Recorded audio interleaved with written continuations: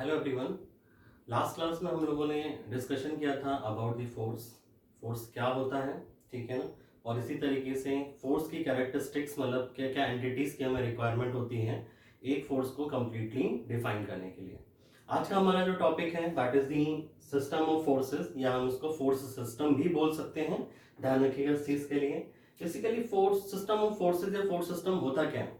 Let's suppose कोई भी एक ऑब्जेक्ट है, कोई भी एक बॉडी है, उसके ऊपर सेवरल फोर्सेस एक्ट कर रहे हैं। फॉर एग्जांपल जैसे मैं यहाँ पे ड्रॉ करता हूँ कि कोई एक ऑब्जेक्ट है, यहाँ पे हमने आर्बिट्री कोई शेप ले लिया, एक फोर्स यहाँ पे कोई ऐड कर रहा है, इसको हमने F1 बोल दिया। इसी तरीके से एक टेंसाइल फोर्स ऐड कर रहा है F2। तरीके से हमने बोला कि फोर्स है F3, ठीक है, F4, F5। तो ये हमारे पास क्या कर रहे हैं, एक फोर्स सिस्टम जो है उसको यहाँ पे कॉन्स्टिट्यूट कर रहे हैं या फॉर्म कर रहे हैं।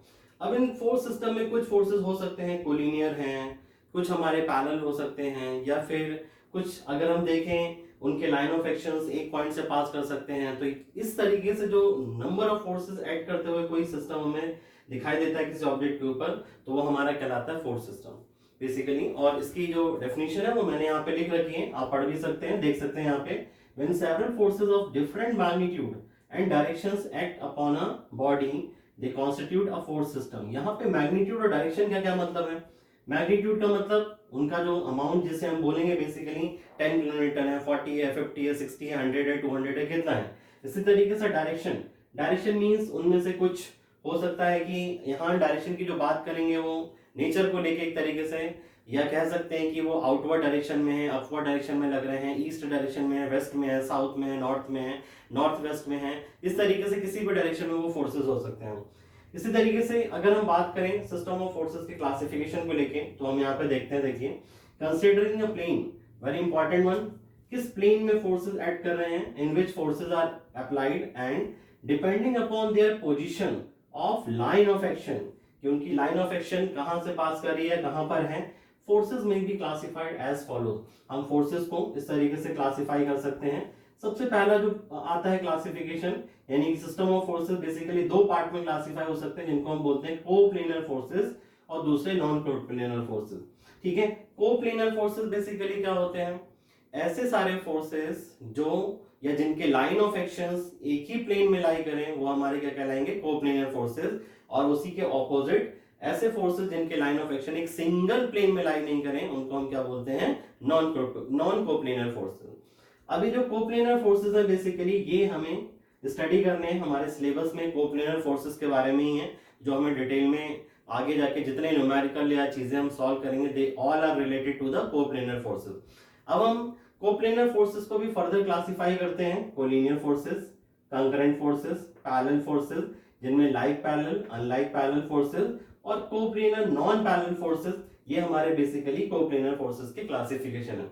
इन the same way non coplanar forces can also be classified as concurrent forces, parallel forces, non coplanar, non parallel forces. अब ये एग्जैक्टली हैं क्या, कैसे ये वर्क करते एक्ट करते हैं, हम सभी के बारे में थोड़ा सा, ठीक है, जो डिस्कशन है वो करते हैं। तो सबसे पहले हम बात करते हैं कोलिनियर फोर्सेस को लेकर। तो कोलिनियर फोर्सेस का मतलब क्या है, तो ध्यान रखिएगा,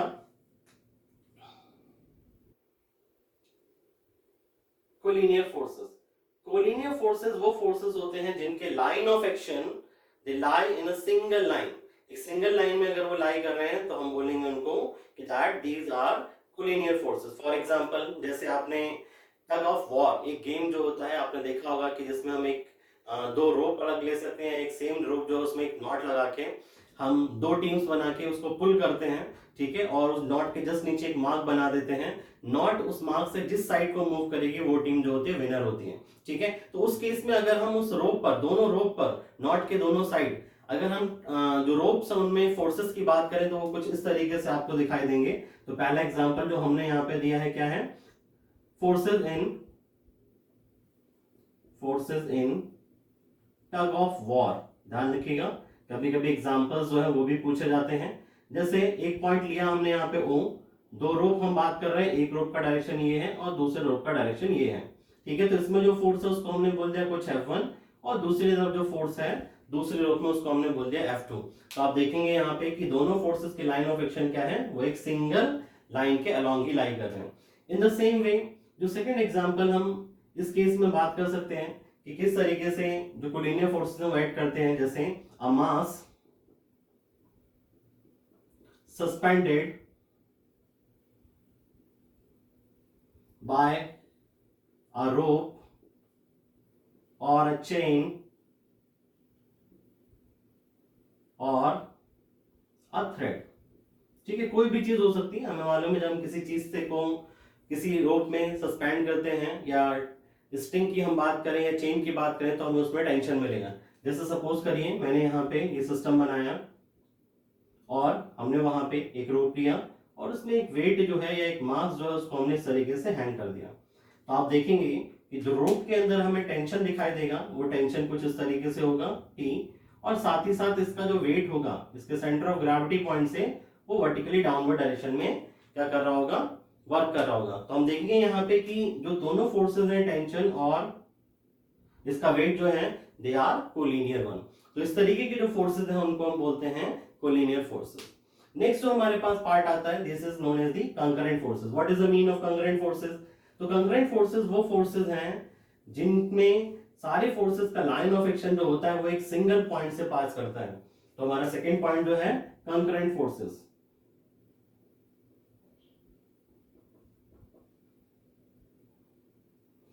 क्या है concurrent forces? When the line of action of all the forces pass through a single point, such type of forces are known as the concurrent forces। for example, suppose करो मैंने यहाँ पे एक पॉइंट कंसीडर किया point O और उस point पर मैंने मल्टीपल फोर्सेस शो किए इस तरीके से। एक फोर्स F1 जो कि टेंसाइल इन नेचर है, एक फोर्स हमने यहाँ पे दिखाया विच इज F2 और कंप्रेसिव इन नेचर है, एक फोर्स और डिनोट किया हमने जो कि अगेन एक टेंसाइल फोर्स है F3, और फिर से हमने इस डायरेक्शन में फोर्स डिनोट कर दिया and this is also tensile which is F4, and also यहां पे हमने एक फोर्स और जो है उसको इस तरीके से लगाया, दिस वन फोर्स F5।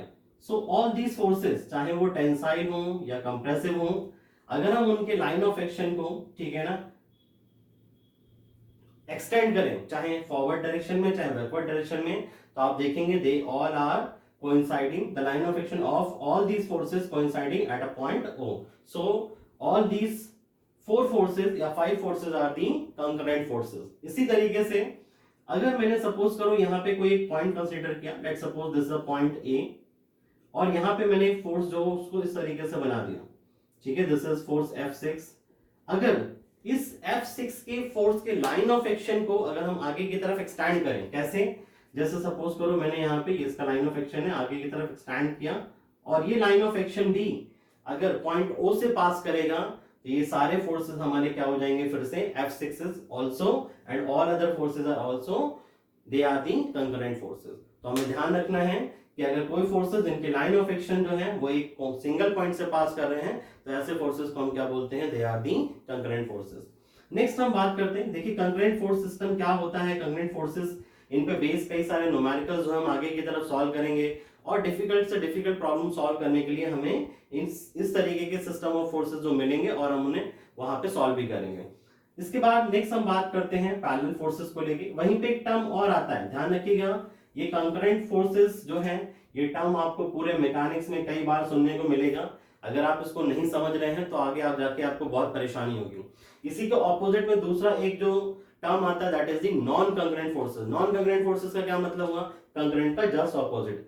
अगर मैं फोर्सेस के लाइन ऑफ एक्शन को एक्सटेंड करूं और if they are not meeting at a single point, तो इस तरीके के फोर्सेस को हम क्या बोलेंगे, that they are non concurrent forces. For example अगर हम यहाँ पे एक नॉन वर्ड और ऐड कर दें तो these are non concurrent forces. For example हमने एक पॉइंट कंसीडर किया A जहां पर एक टेंसाइल फोर्स लगाया F1, वहीं पे हमने B पॉइंट यहाँ पे कंसीडर किया जहां पे एक टेंसाइल फोर्स कंप्रेसिव फोर्स लगा है F2। इसी तरीके से हमने यहाँ पे एक फोर्स ले लिया F3 और जो कि हमारे पास पॉइंट C पर कंप्रेसिव है, और हॉरिजॉन्टल डायरेक्शन में हमने यहाँ पे एक फोर्स जो है उसको इस डायरेक्शन में बना दिया जो कि टेंसाइल फोर्स है F4 and the point is D। अब इनके लाइन ऑफ एक्शन को एक्सटेंड करिए। मैं इसके लाइन ऑफ एक्शन को अगर एक्सटेंड करूं इस तरीके से, ऐसे इसके लाइन ऑफ एक्शन को एक्सटेंड करूं और इस तरीके से इसके लाइन ऑफ एक्शन को एक्सटेंड करूं और यहाँ पे इसके लाइन ऑफ एक्शन को एक्सटेंड करूं, तो आप देखेंगे कि इन सारे फोर्सेस के जो लाइन ऑफ एक्शंस हैं they are not meeting at a single point. So all these forces are the non concurrent forces. ठीक है, तो इस तरीके से हमें समझ में आना चाहिए कि कंकरेंट फोर्सेस क्या होते हैं और नॉन कंकरेंट फोर्सेस जो हैं वो क्या होते हैं। ठीक है, फिर हम आगे की तरफ बढ़ते हैं। जो हमारे पास next type of system, force system की हम बात कर रहे हैं, parallel forces. What are the parallel forces?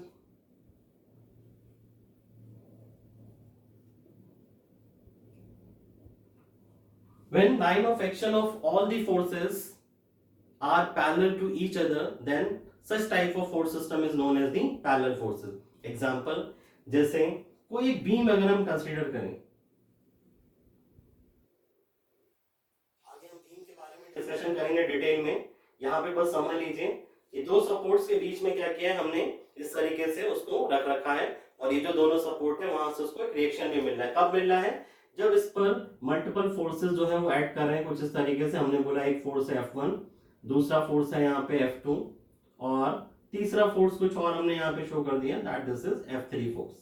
और ये जो रिएक्शंस हैं, ये पॉइंट ए हमने कंसीडर किया, this is the point B, this is C D and E point. तो हम ए पॉइंट पर रिएक्शन आर ए बोल देते हैं, और बी पॉइंट पर जो रिएक्शन है उसको हमने आर बी बोल दिया। ठीक है ना, तो इसका एग्जांपल हम लिख सकते हैं, system of forces acting on a beam including the reactions. तो वो हमारा क्या कहलाएगा, एक तरीके से पैरेलल फोर्सेस का एग्जांपल हो जाएगा। ठीक है ना, कैसे? देखिए यहाँ पे F1, F2, F3 ये सारे के सारे, और साथ में RA और RB, they all are parallel, क्योंकि इनके लाइन ऑफ एक्शंस क्या है, वो सब एक दूसरे के पैरेलल हैं। अब यहाँ पे एक जो हमने और टर्म की बात करी है कि लाइक पैरेलल फोर्सेस और अनलाइक पैरेलल फोर्सेस क्या होते हैं, और तो हम उनके बारे में बात कर लेते हैं। लाइक पैरेलल फोर्सेस अगर ध्यान से देखो यहाँ पे, तो F1 एंड F2 ऐसे फोर्सेस जिनकी लाइन ऑफ एक्शंस पैरेलल तो हैं, लेकिन उन फोर्सेस का डायरेक्शन भी सेम है, they are acting in the same direction, तो उनको हम क्या बोलते हैं, लाइक पैरेलल फोर्सेस। जैसे इस एग्जांपल में आप देख सकते हैं F1 एंड F2, ठीक है, साथ ही साथ F1, F2 and F3, they all are also like parallel forces. वहीं पे अनलाइक पैरेलल फोर्सेस क्या होते हैं? तो ऐसे फोर्सेस जो पैरेलल तो हैं एक दूसरे के, दूसरे के अगर हम उनके कंपैरिजन में देखें कि उनके line of action they are parallel to each other, but their directions are different. और ये हम कब बता सकते हैं? जब हम दो फोर्सेस की बात कर रहे हैं कि दो फोर्सेस पैरेलल हैं बट उनके डायरेक्शंस क्या हैं, ऑपोजिट हैं। तो कोई भी दो पैरेलल फोर्सेस जिनके डायरेक्शंस हमारे पास ऑपोजिट हैं बट दे आर पैरेलल, तो उनको हम क्या बोलेंगे, unlike parallel forces. Like in this example हम बोल सकते हैं कि RA एंड जो F1 है ये हमारे पास क्या हो गया, अनलाइक पैरेलल फोर्सेस। इसी तरीके से हमने F2 एंड RA उसके बारे में बोल दिया। इसी तरीके से कोई भी कॉम्बिनेशन आप बना सकते हैं, F2 and RB, F3 and RB, इस तरीके से कोई भी कॉम्बिनेशन आप ले लीजिए यहाँ पे। ठीक है, तो these all forces are, they are the unlike, जो हम यहाँ पे मेंशन कर रहे हैं। ठीक है, अनलाइक पैरेलल फोर्सेस। नेक्स्ट जो पॉइंट है हमारे पास, coplanar non parallel forces. Forces coplanar तो है, कोप्लेनर मींस एक सिंगल प्लेन में लाई कर रहा हूं। जैसे मैं बोर्ड जो है जहां पे मैं लिख रहा हूं, ये बोर्ड क्या है, एक तरीके से एक सिंगल प्लेन की तरह है। इसी तरीके से आपके पास कोई पेज है, कॉपी है, उसका जो पेज है वो आपका एक सिंगल प्लेन हुआ।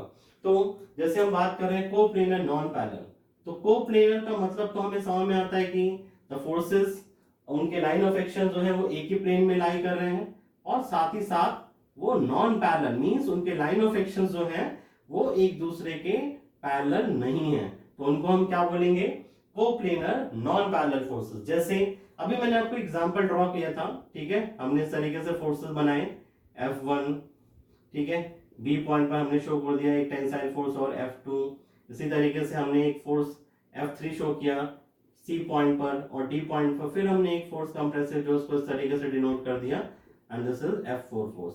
तो ये सारी फोर्सेस क्या हैं, कोप्लेनर तो हैं, लेकिन साथ ही साथ ये क्या है, एक दूसरे के पैरेलल, इनके लाइन ऑफ एक्शंस आपको दिखाई नहीं देंगे। ठीक है, तो इस तरीके के जो फोर्सेस अगर हमें किसी ऑब्जेक्ट पे लगे हुए दिखाई दे रहे हैं, तो वो क्या होगा, हमारे लिए एक तरीके से कोप्लेनर नॉन पैरेलल फोर्सेस। आपको याद होगा हमने जब स्टार्टिंग में लेक्चर के मैंने एग्जांपल जो एक बॉडी के ऊपर डिफरेंट फोर्सेस जो लगा के आपको दिखाए थे, they are also the example of the coplanar non parallel forces.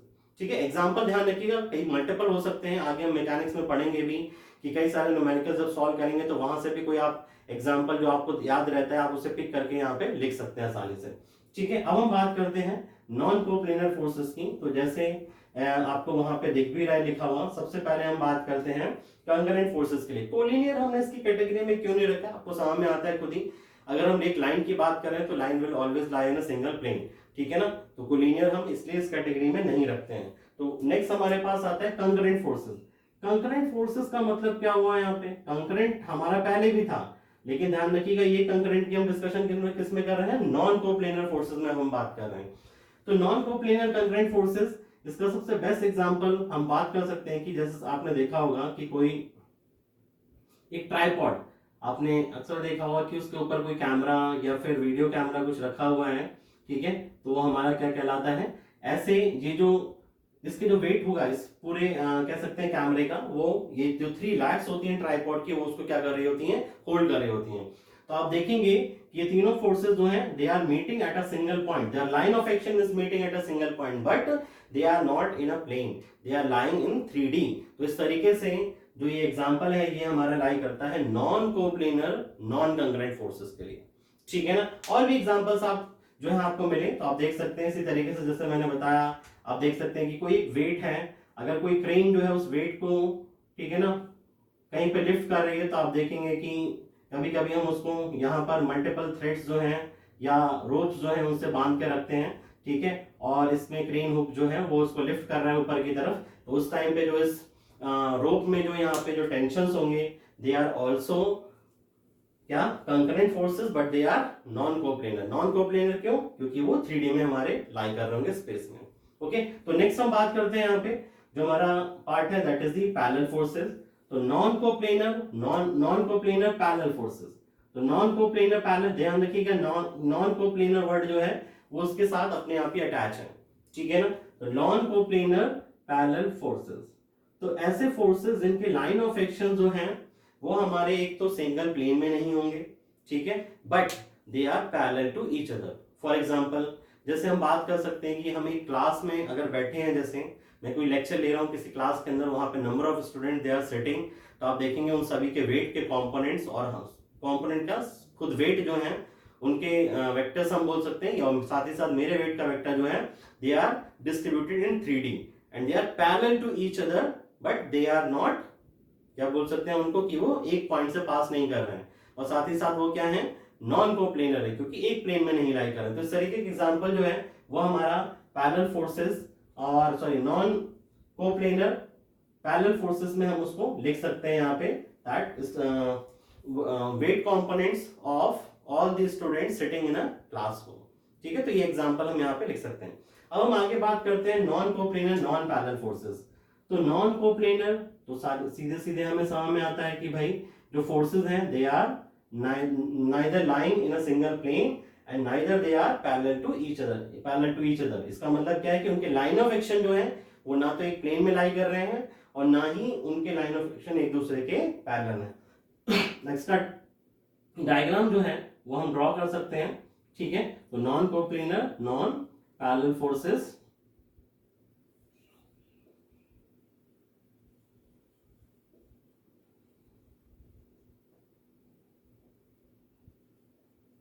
क्या हो जाएगा, हमने एक 3D स्पेस ड्रॉ किया, अब पेपर पे तो हम इसी तरीके से डिनोट कर सकते हैं उसको, हमने बोला एक्स एक्सिस वाई एक्सिस और यहाँ पे बोल जाइए जेड एक्सिस है, ये हो गया ओरिजिन। ये जो प्लेन है यहाँ पे हमने 2 पॉइंट कंसीडर करे, पॉइंट ए और पॉइंट बी।